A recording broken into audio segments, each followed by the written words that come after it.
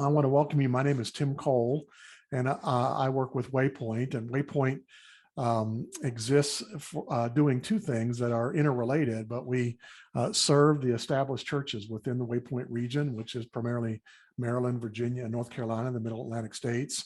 And we start new churches as well, a couple typically every year, including yesterday. We started a new church in Goldsboro, North Carolina, Canvas Christian Church, in a movie theater. I got to be present at their opening day. 160 plus people were there on opening day, and it was a great day for Waypoint, great day for them.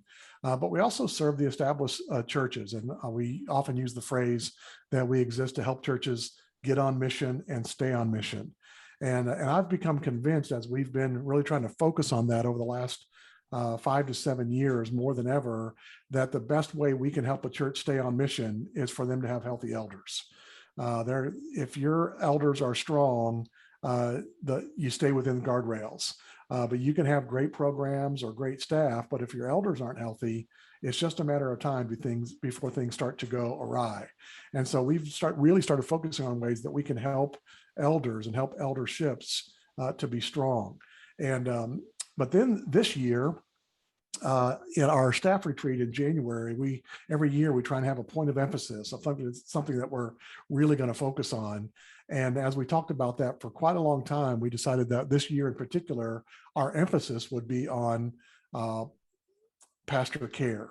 And because of this long, as we all know, the extended COVID season and how difficult it's been to navigate ministry through that, it's been really difficult for staff to navigate through that we thought we should go out of our way this year in particular to focus on how can we best care for our pastors. And so those two things about healthy elderships and taking care of pastors are converging this evening with the title of our webinar, which is for elders, is to create a culture of pastor care within your eldership. Mid-Atlantic Christian University, who has been our sponsor for our webinar platform since we began 4 plus years ago.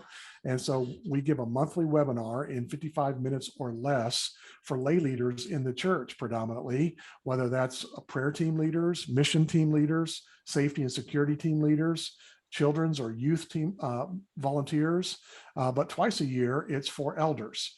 And so we had our most recent one in February, and we did one about 7 key elements in a really good elders meeting, and I got to help lead that. And it's been viewed after the fact more than 100 times. And the 7th of those things, I just want to give a sneak peek at it. If you haven't seen it already, the 7th of the 7 things was the letter S, and it's about shepherding your pastor. And so we kind of broached the topic of the fact that in your elders meeting, on the agenda in every elders meeting, you should have the conversation, how can we better care for our pastor and his family and his wife? And so this webinar this month is kind of a follow-on from the end of that webinar, is let's talk about that some more and bring in someone that's got great perspective on how we might do that. And so we have Dave Roadcup from the E2 Effective Elder team, who is joining us tonight. And we have used the E2 Elder guys. We've brought them into our region on a couple of occasions for a whole day-long seminars on being great elders and great elderships. We've also recommended their books to many churches that ask us, how can we better resource and train our elders? And so what I'm thrilled that we have Dave here tonight. Dave and I met. Dave, I had to calculate this and use a calculator. It was 37 years ago. We met when I was a freshman at Cincinnati Bible College, and you were the dean of students. And so you were the guy I didn't want to see because I was in trouble if I had to go to your office. But we became friends there. My mom worked for you in that office as well as your assistant. So we've been family friends and professional ministry friends for a long time. And I consider you a mentor in ministry. But as Dave and I were talking this week, discovered that he keeps track of all the churches that he gets to talk to about elders and having healthy elderships. And he's approaching 900 churches, Christian churches within our family of churches. And so the perspective that Dave brings to the table is immense on how we can better do that. And so tonight we just want to paint a picture for what that would look like at your church. And so Dave, I want want to kind of tee it up for you. Welcome, first of all, but tee it up for you, and maybe we'll talk about the why before the what. I think most of the people joining tonight probably have a clue or a hint as to the why, but I don't think it goes without saying that we need to talk about, let's make sure we're clear about why this is such an important issue before we get into the examples of what this can look like with, in real life examples. So thanks for joining us tonight. And I'm just going to tee it up and say, hey, so tell us from your heart, why is it so critical that we would even dream about how could we better care for our pastors? Thanks, Tim. And let me just say it's wonderful to be with all of the brothers and maybe some sisters also out there who might be joining our time here together tonight. It's always a blessing for me to share with brothers, especially along the line we're talking about this evening. I think that the obvious is before us tonight when we talk about the fact that in the life of a church, unity is just one of the most important things that has to be found. Paul talks about unity a great deal. Ephesians 4 has a major statement about unity in the church. Of course, we know Jesus's prayer, his high priestly prayer in John 17. And the issue that I found on many occasions is if the elders and staff, the men and women who are leading the church directly, do not have a unified spirit, and I would also say a loving spirit, and a spirit of brother and sisterhood, how could we then ever ask, of course, the church to model that as well? So just the great importance of staff and elders getting together and loving each other according to what Jesus said. But in addition to that, and maybe even just a tad more, the idea of liking each other as well.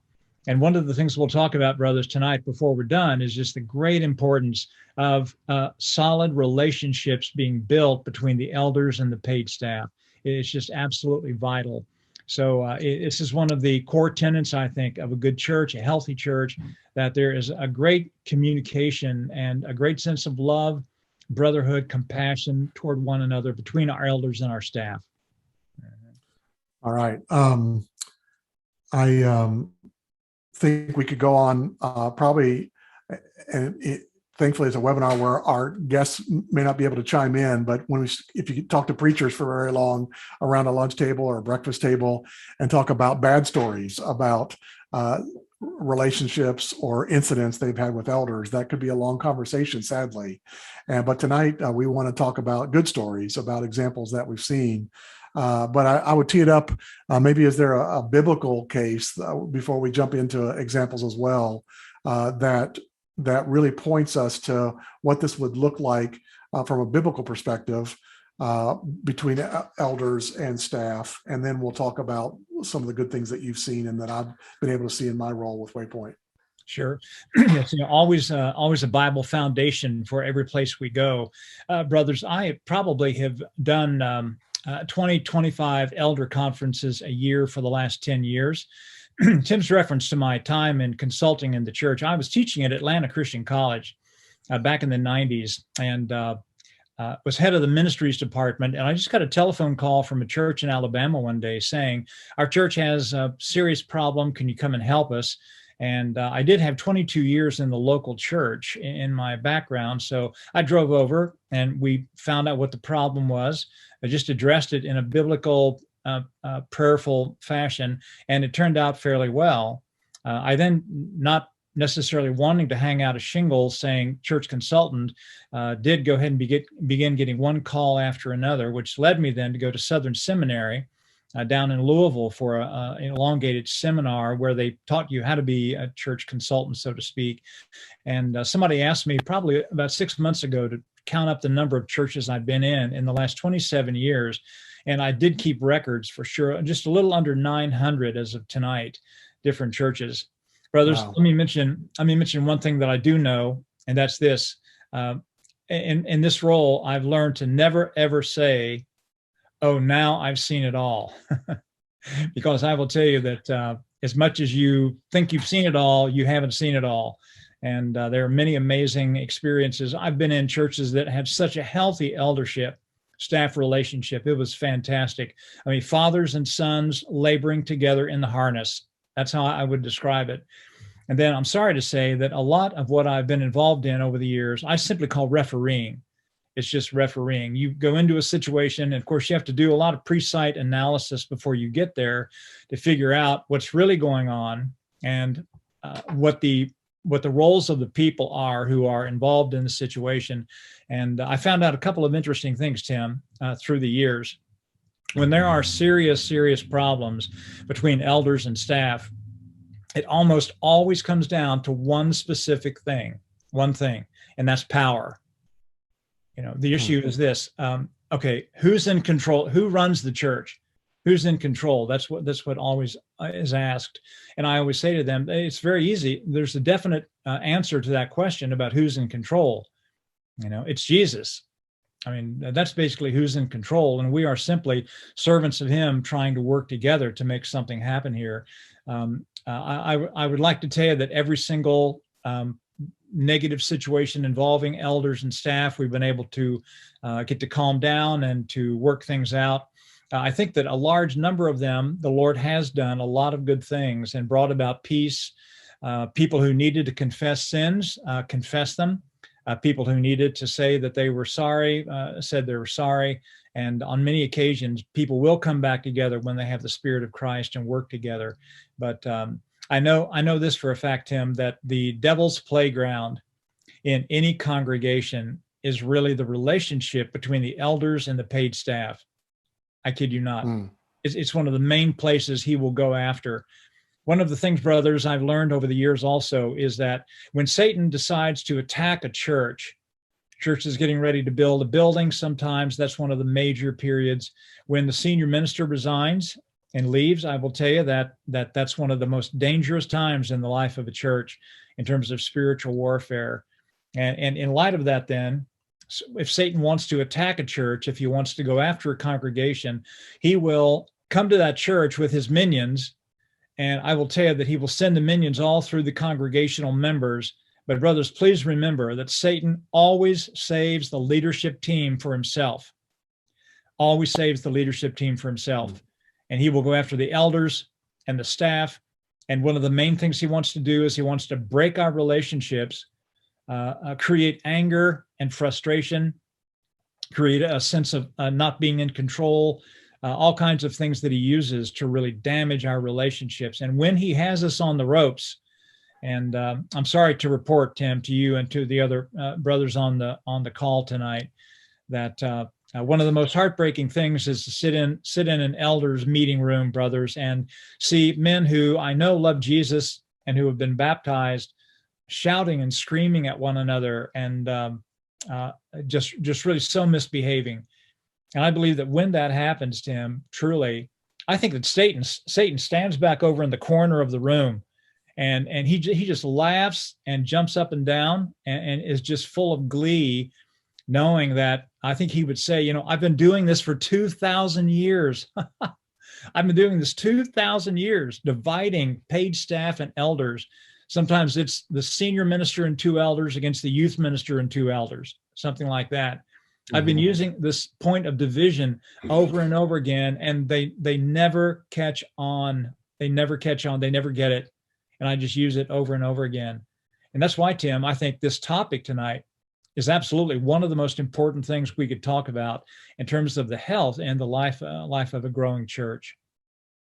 All right. Well, thanks for sharing all that. Let's transition a little bit. I know we've got a couple of slides that we can get to, but I want to talk about kind of the why about the status of pastors that you're seeing as well. You're getting to interface with pastors like I am on a regular basis, and kind of their morale and disposition, not only coming out of COVID, but when you throw COVID on top of a difficult job to begin with.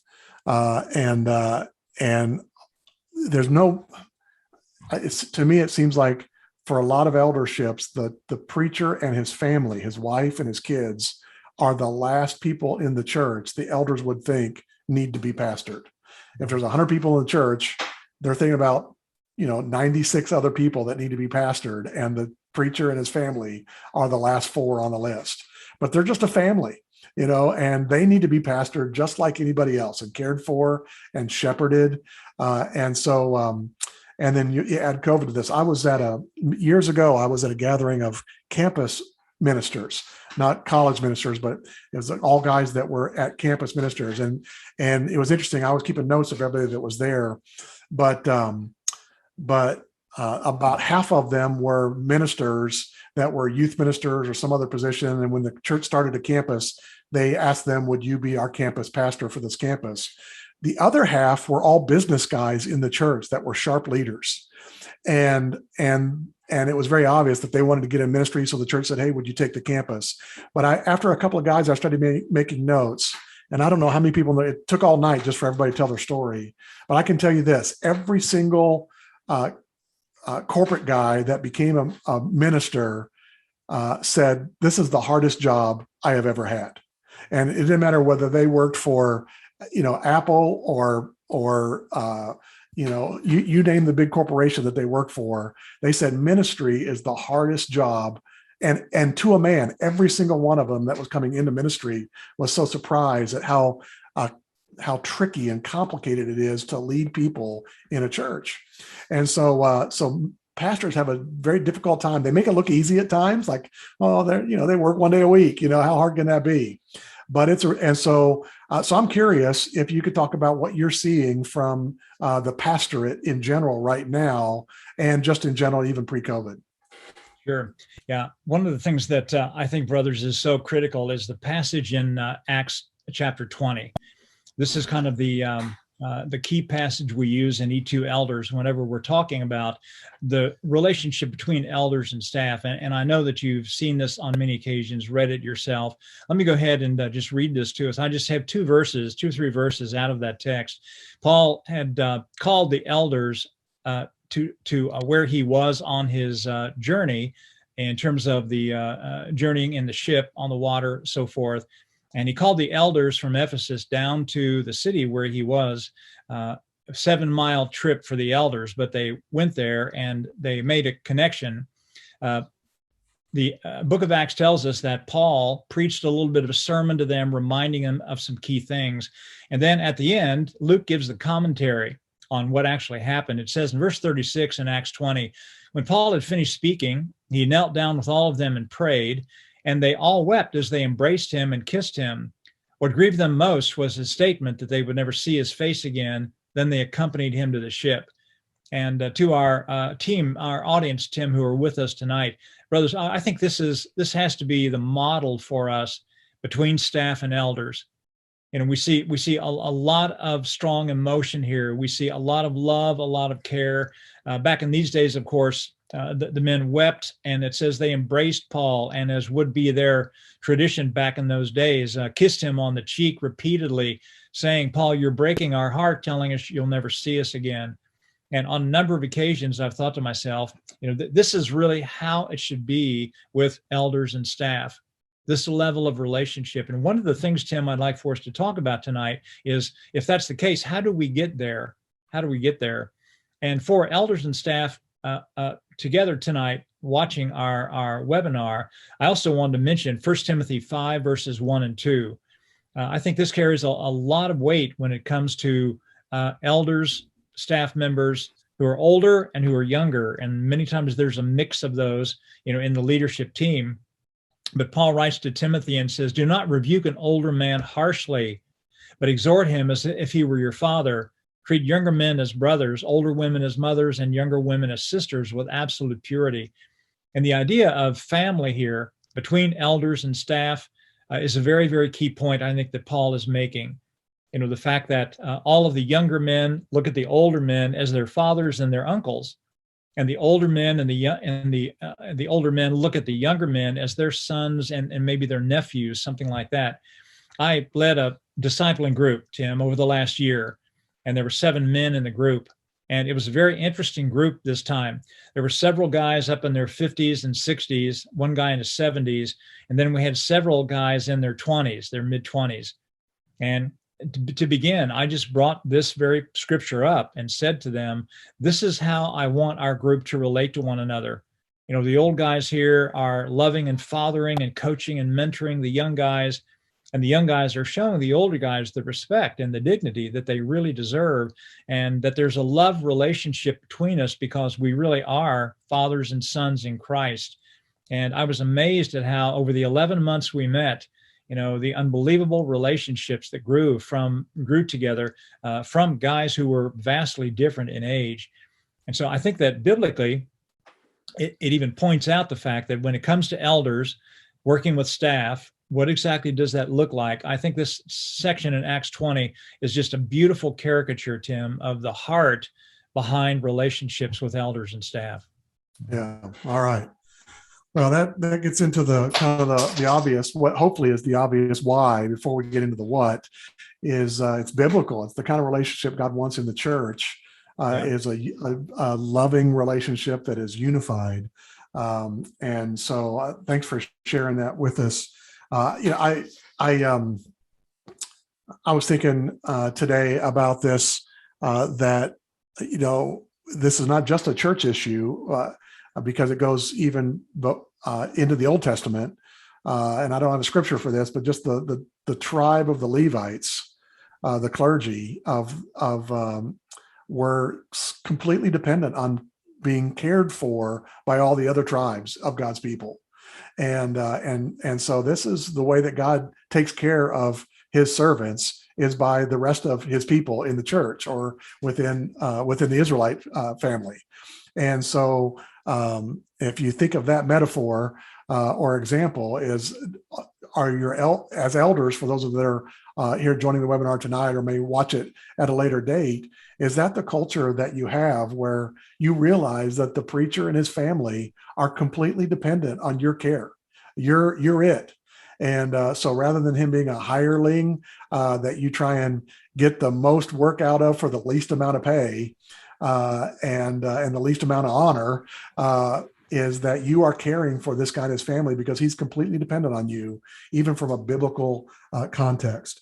And so we could talk about stories. For example, I'll tell only one because we don't want to get on the negative side. But I sent an email out a couple, 3 weeks ago to preachers in our region to say, hey, tell us some good elder stories that we might be able to use in our webinar that's coming up. And we had many guys reply, and I've kind of got composite because actually many of their answers were fairly similar. But one guy emailed and he had pages, and this is a guy from a good church, healthy church.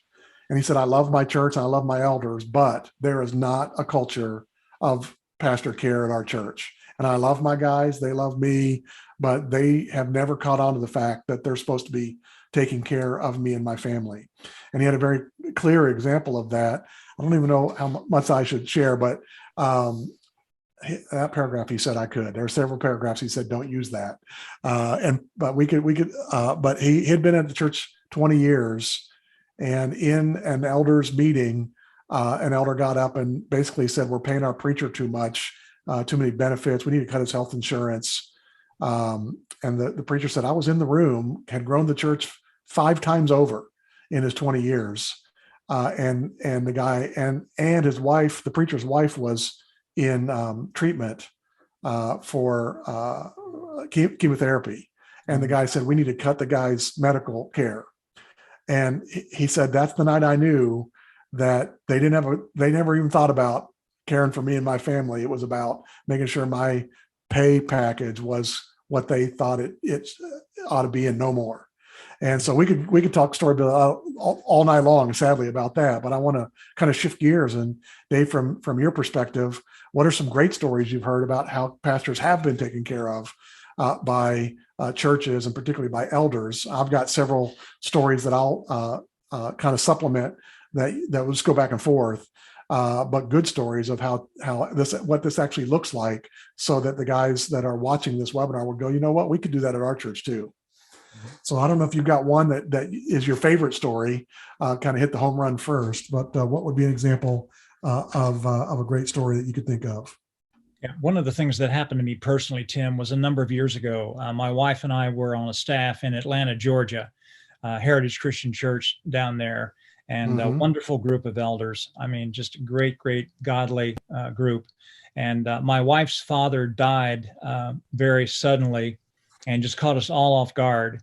And so we were packing, getting ready to go. And one of the elders called the house and said, we know that you have a long drive. We are so sorry to hear about Karen's dad.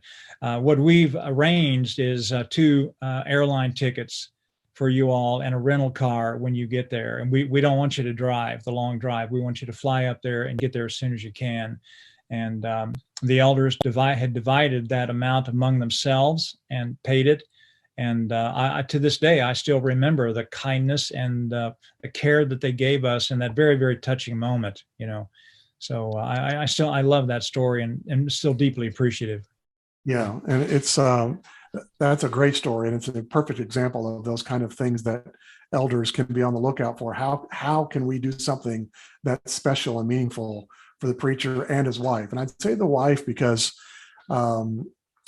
she's the hidden one in the shadow of the preacher often as far as the eldership goes. But if the wife is happy, it doesn't matter how much the preacher doesn't like preaching at your church. If his wife likes it there, they're staying, you know. But the reverse is true. If the guy loves that church, but the wife doesn't want to be there, eventually he's going to start looking.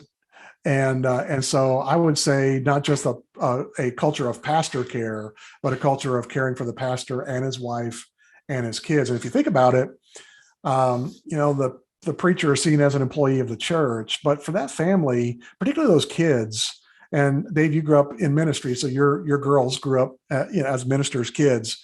The church that you're at is not their dad, the preacher's church; it's their church. They are kids in that church, and they're not the preacher's kids. That's their home church, and so to think about the preacher's family not as belonging to the preacher, but they belong to that church as a family in that church can got to be a different frame of reference that you would see them. So I can tell you one of the stories that I remember.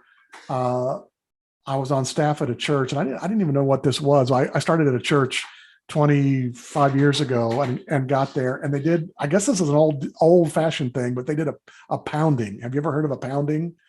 And it doesn't sound good, but it's actually a good thing. Is most preachers arrive in town on Saturday with the U-Haul, and they unload the truck all day Saturday. Usually there's people from the church there to help them. And then they're exhausted and they get pizza on Saturday night. And then they're at church the next morning and they haven't had a chance to go to Food Lion yet and get groceries. And so the pounding, I guess, goes back to everybody in the church brings a pound of flour and a pound of sugar and a pound of whatever. I would hope for a pound of Skyline chili, you know, or whatever. But the church filled our pantry stuffed full when we showed up. And so it made a statement on day one that we love you guys and we want you to be taken care of even from your first night that you're in the parsonage. Now we were in the parsonage, which that's a whole nother conversation, whether that's good or bad.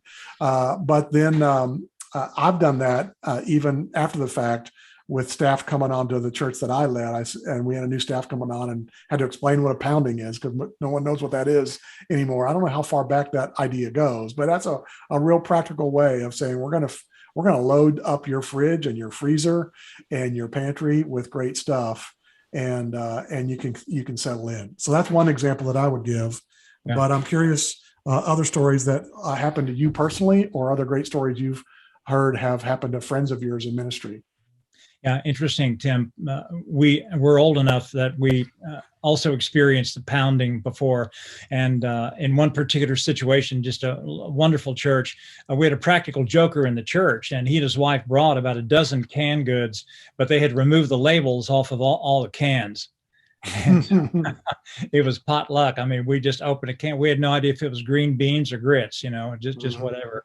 But yeah, just those kinds of things. One just life-changing experience for me in terms of the love and care that people showed was I left Lincoln Christian College in 1969 with a wife and a baby 2 weeks old in tow.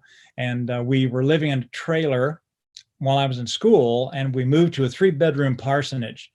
And I told the elders, you know, we would try to look for some furniture. We had furniture in the trailer, which you didn't take, you left it there. So we put all of our worldly belongings in about 1/3 of the back of a pickup truck and drove the 90 miles, you know, to this church.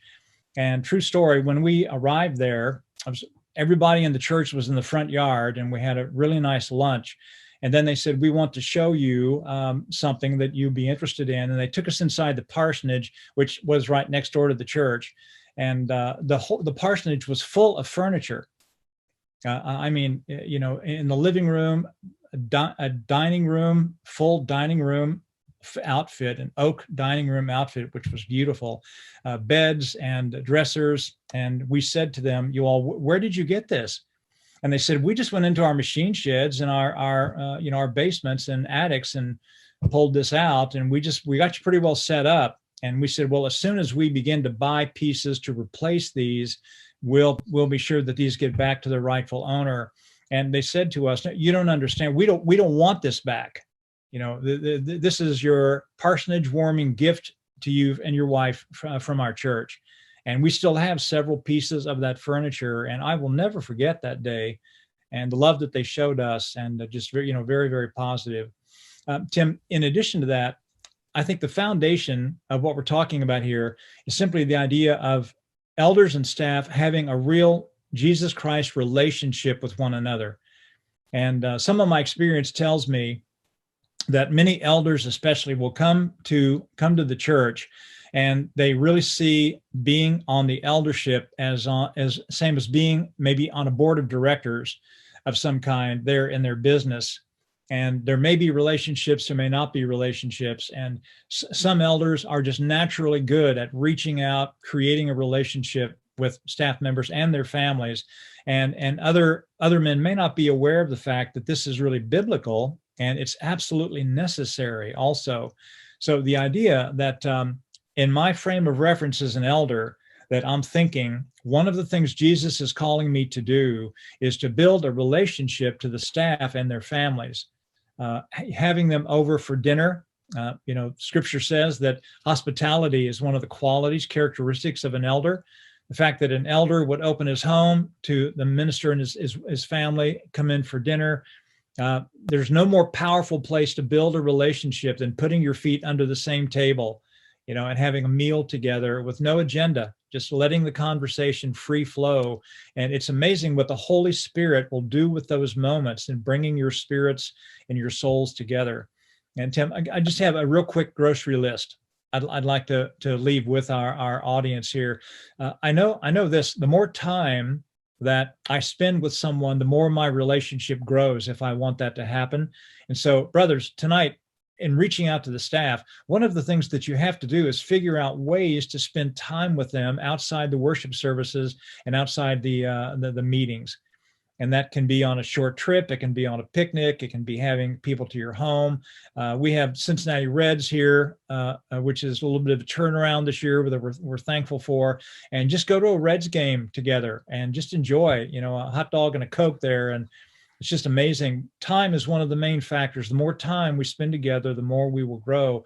And of course, the basis is our compassion and love for one another, that we make the effort to grow in love and grow in appreciation and respect for one another, as basically co-leaders in the church. I'd like to just say a word about communication, Tim, tonight. Brothers, in the church consulting things that I do, I will tell you that probably the number one problem I deal with, more than a desire for power on someone's part, is a lack of communication. And I would really, in all honesty, in all love, probably place this at the foot of maybe the minister more than anybody else. Some guys are great at this. Other guys don't think about it a lot, but there's so many ways that we can do this. We can send a group email, a Twitter, a text, whatever. I know for a fact that a friend of mine sends about a half a page of bullets to his elders and includes the staff every other week. Sometimes it's only 2 items, but he writes to the elders on this feed and he says, this is what I'm really thinking about this week more than anything else, and where I'd like to see us head. And I just wanted you to know where my head was and what I was thinking. And we can talk about it at the next meeting, whatever. And that has blown away so much smoke about elders saying, we don't really know what the minister's thinking. We're not sure exactly where the church is going. So it's things like unity and communication, having patience with one another, listening to one another, trying to empathize, knowing, brothers, that all elders and all staff, we all have feet of clay. We all do. We all make mistakes. We all fumble the ball at times, along with very good things that happen. And trying to be patient with one another and understanding and working with one another, backing up and taking a step down sometimes in our meetings is a really good way to build the relationships that we really need. The one final thing I'd like to mention on this is I say to elder groups all over the place, when you're dealing with your staff and their families, their wives and their kids, let me ask you to come from this frame of reference. Your son or your daughter has moved to Missouri where they're taking a ministry position. And there are 8 elders there at the church who have called them to be there. The question is, how would you like for your son or your daughter to be treated and to be greeted and to be welcomed and to be supported if they were going to a church to become the minister? Remember that every staff member we have is somebody's son or daughter. They all are.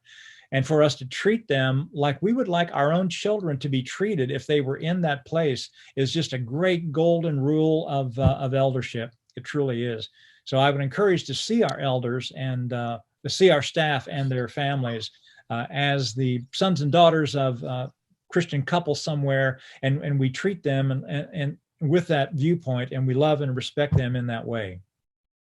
Yeah, boy, that's a really good word to think of it that way. I was thinking when you're talking about time, which almost by design, it's almost impossible to try and get just relational, unplanned, non-business relational times between preacher and elders. But it made me think that one good point of advice for elders would be to get to know the love language of your preacher and his wife. It's probably 2 different things. And I would say that sometimes preachers don't feel loved, but the elders would say, well, we did this for him and we did that for him. And they don't understand why the preacher doesn't feel appreciated at his church. Well, it may be just the simple fact that you're not speaking his love language. If it's quality time and you're not spending any quality time with them, but you're giving them, a gift card. Well, if gifts is not his primary love language, if you know the 5 love languages whole deal, to learn what that is, both for the preacher and his wife. Now, it's interesting, for all the preachers that chimed in with examples of what they appreciated that their elders had done for them, all of them gave multiple examples. But here's the deal. I just went back and checked my list.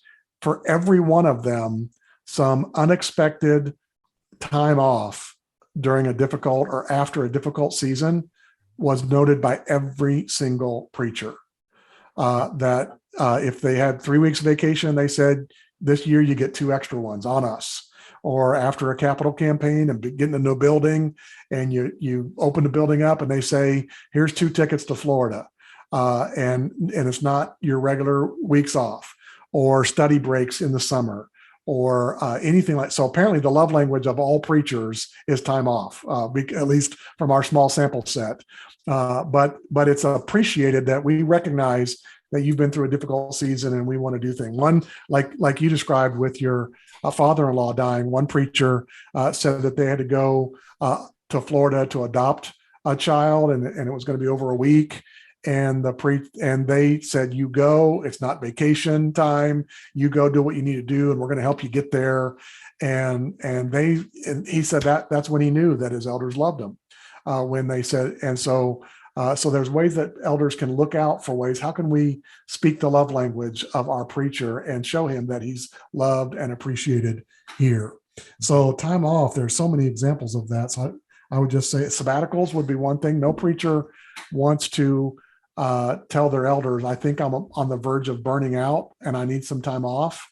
And I did that webinar that I did in February. I texted 5 or 6 friends of mine who have been on fairly extended sabbaticals and said, I asked them via text, was that conversation started by you or by your elders? And I was surprised that every one of them said, I had to bring it up. And you just need to know that every preacher might be thinking, I'm on the verge of burning out here, but they don't want to tell anybody that. And so the elders need to be asking, is there a way that we could make a difference there by giving a guy an extended time off at the right time? I was in a meeting last week with 4 elders, a Zoom meeting, and the elder of the largest church, well over 1,000, we got into the conversation that every guy that he's had coffee with in the last 3 months, unsolicited, the notion has come up offhandedly about, yeah, I was talking with my wife, are we going to stick with this? And he said, myself included, that every preacher right now, because of COVID, at least in the back of their mind, is saying, am I going to keep doing this? And the elders need to be aware of the temperature of the preacher's morale of him and his family. And what can we do to help that by speaking his love language? So Dave, I'm curious what other examples you've got personally, or other great stories of ways that, maybe simple ways or maybe big ways, that elders have said, man, we really love you. We appreciate you and your family. We're glad you're here. Yeah, I think, Tim, one of the main keys is that we just do what you just talked about. And I know that so many churches do this really, really well. And I'm proud of them. Just the idea that we're paying a salary to all of our staff that are full-time, that would allow them to buy a house in the location where you're living. I know that that's it's huge in terms of your investment, your future, your family, and almost every couple want to buy a house when they relocate. And I think the salary could really reflect the fact this may not be a 4,000 square foot home, but we're going to pay you enough to at least buy a starter home or the next step up. That may be a part of the process of determining the amount that we would pay people who come, and then just simply things like medical. I know there are several churches that I'm working with over the years, and they pay their staff salary and they think it's adequate, and $12,000 of their salary immediately goes to healthcare, and the fact that we would work with our staff and make sure we're providing a very good medical plan that they can afford and that they can work in. I called a really good friend of mine this afternoon, told him about our meeting here tonight, and he built a church from about 40, and they're running now about 2,600. And he's been there about 30 years. And I said, tell me what you would like for the men who are going to be listening to this program to hear tonight. How do your elders take care of you? And he said, Dave, it boils down to 2 main things for me. First of all, the fact that my elders have trusted me all of the years, with the life of the church, the direction of the church, the money of the church. I mean, they're aware of all of those things in their teams and all, but the fact that they've just trusted me, there's a very, very high level of trust between us.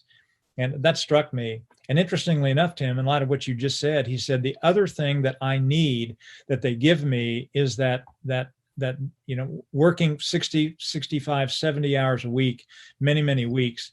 He said, every now and then they'll come and just tell me to take a week next month and go away, and we'll cover for you.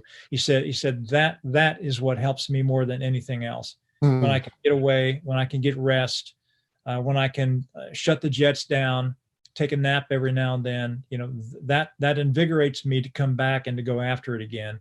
So your point there was incredibly on target. Yeah. Yeah. I don't know what it is about preachers, but apparently that's their love language, because every one of them said that's meaningful for them. And so it's interesting. The trust, I can tell you, for me, probably the most meaningful thing that happened to me personally was a church that I was at years ago. And we had an assistant, a very part-time staff person that we had to cut their position because of finances when the economy tanked in 2008. And we had to make some very difficult decisions, but he took it very personally and decided to try and trash me because he was so mad that his position got. And so he was going around, and he ended up trying to sue the church for HR kind of issues that were unfounded, that actually did go to court, and it was thrown out eventually, his case. But it got to the point that when the suit was actually filed, I felt like we got to tell our church. It was a new church, and we got to call a congregational meeting that we rarely had to say, hey, this guy that used to be on staff is now trying to sue the church for a fairly significant amount of money. And my elders were all brand new. I mean, brand new. And so I said, well, I'll run the meeting. And then about a week later, as we were like a couple of days before the meeting where we're going to tell the church, here's the deal. They said, no, we got this. You go home and have lunch with your family after church. We'll take care of the meeting. And I did. I went home and we always went to Moe's, tacos for lunch after church. But for those guys to say, we got this, meant more to me than any weeks off of vacation or whatever they would give. But to know that I had guys that had my back, and that was that kind of relationship between us, that I wasn't their employee. They were taking care of me, even in a very difficult legal situation, that they said, we got you. And so it's that kind of relationship that we're looking for between staff and elders. Well, we've just got a few more minutes. We might go rapid fire with any other examples that you could think of here at the end, some real practical things that you would have. I've got 3 or 4 more other ones that might have been meaningful to you or other preachers that you know. Yeah, I was going to say, Tim, when I was very, very young, I started out in youth ministry, and I just remember a guy named Tom Dace, and Tom was a home builder in Springfield, Illinois. And I went to the church as a weekend youth minister. I was there 3 days a week. And when I was interviewed, they said, we're not exactly sure what you're supposed to do, work with kids. And I found out that I knew very little as well. But one of the elders, Tom Dace, took me under his wing. And he became a very, very strong father figure to me, and loved me. There were times when he would take me out for a cup of coffee and he would tell me what I was doing wrong and how I needed to not do that anymore. And I, to this day, again, here 50 years later, I remember Tom, his loving spirit. I very much looked at him as a father, and he looked at me as his son, just right out of Scripture. And brother, it's those kind of hearts that we need in our elders and in our staff. It's that we love each other and we protect each other, and we encourage one another in every way we can. One church that I was in, I asked for a resource allowance, is what I called it. I asked for $300 a year to be able to buy books, magazines, subscriptions, tapes, various things like that back in those days. And the idea is that I would build my library with that amount. And the church was very gracious and gave me $300, $400, $500 the next year. And I was able to really buy many of the things that are even behind me right now here, and the church allotted that to me as a gift to help me get my library started and move forward. And so just, I think the love language issue, I think that's really key, especially for the minister's wife. Figure out what her love language is and just hit that hot button for sure. Yeah. You talked about being able to get into a house, pay them enough to be able to buy a house. That seems like a entry-level thought right there, as the labor's worth is higher. But I do know a couple of stories where pretty expensive places to live, and the preacher was renting, and the elders helped with the down payment for a house. And I can think of one here in our region, one when I was youth minister, the senior minister that I was serving under, the elders were saying, we like you. We'd like you to hang around. So we're going to help you with your down payment. And what a statement to a preacher and his family, that we want you here, then to help you get into a house. And so that's an example that I would think of from what you were saying. One thing that I would say that some elders might not think of, but as working on oversight teams with new churches, we get to kind of set the bar for what it looks like as new elders are coming into the church, that we could kind of show them what it looks like. And there's been more than one time that we have said, we're going to pay for the counseling that the preacher and or his wife needs right now, that they've gotten sideways with each other, or they've discovered stuff in their past that needs to be worked through, that's way over the head of any of us. And so the preacher normally doesn't have the amount of cash laying around to pay for a quality professional counselor. And for the church to say, we're going to take care of that, is huge. And so that would be one example of a way you could really care for a preacher or his marriage or his wife, is by making sure they get good Christian professional help in a counseling realm. Yeah, very, very much so. Tim, another thing I'd mention that is really key in the educational degrees that I've gotten through the years, let me mention to the brothers who are watching, I'm sure many of you can identify with me here. Every degree that I took made me a stronger, better leader in terms of my ministry. I mean, every single one. And I know that there are all kinds of opportunities for our staff members to go on for a master's degree or a secondary master's degree, an MDiv, we would call it, maybe even a doctor of ministries, a DMin, which is a very, very practical degree. And taking my DMin up at Trinity in Chicago, I will tell you that there were so many classes that just made me a better leader and gave me depth and gave me wisdom and discernment. So I'm of course, a real fan of education for sure. TCM has opened its seminary here in the United States. And I know that there are churches who will say to the minister, we'll pay for 3 classes a year. If you want to take more, that's fine. You can pick up that tab, but we will pay for 3 classes, and we'll support you and encourage you to go on and get that next degree. And actually, not only does the minister benefit a great deal, but the church can really benefit from him being back in school. Yeah, I can see that completely. We're about out of time. I would say one last thing is hopefully everyone that's watching our call tonight knows that in America it's a completely contrived thing, but it's a real thing, is Pastor Appreciation Month, which is October. And I think it's a Hallmark thing, maybe, because they create all the holidays and months that there are. But I can tell you, every preacher knows when Pastor Appreciation Month is, but they don't want to be the one that brings it up. And I think the elders should be the one that say, hey, we're going to say something special to our preacher this month and do some secret offerings and buy them something. I had one preacher told me that after 20 years, the elders decided to buy him a new set of dress shoes for after 20 years of serving at their church. And he was like, thanks. But the church people took up a secret offering after they heard how lame of a deal that the preacher was going to get. And they bought him a new motorcycle because they knew he loved motorcycles. And so that's a great pastor appreciation gift right there. Yeah. I got a big Monster grill one year from our church, like, that would make Tim the Toolman Taylor proud.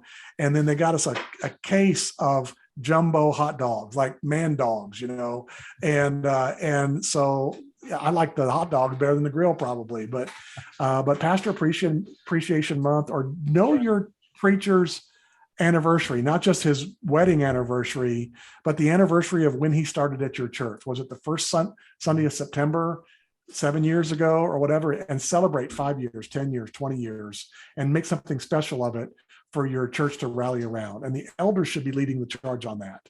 And so we could go on all night, but our time is about up. Dave, I really want to thank you for joining us tonight.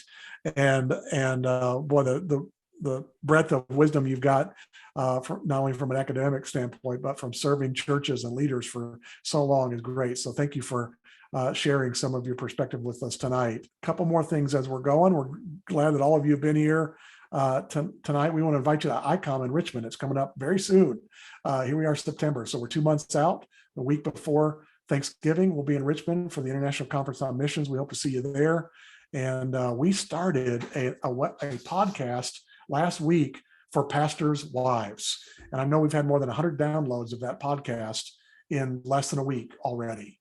And so if you go to our website and click on podcast, you can get your preacher's wife to listen to other preachers' wives talking about the difficult task of being a pastor's wife. And so we'd love for you to do that. We've got another leader web podcast that we do every year that's led by Dyke and Rebecca on our staff.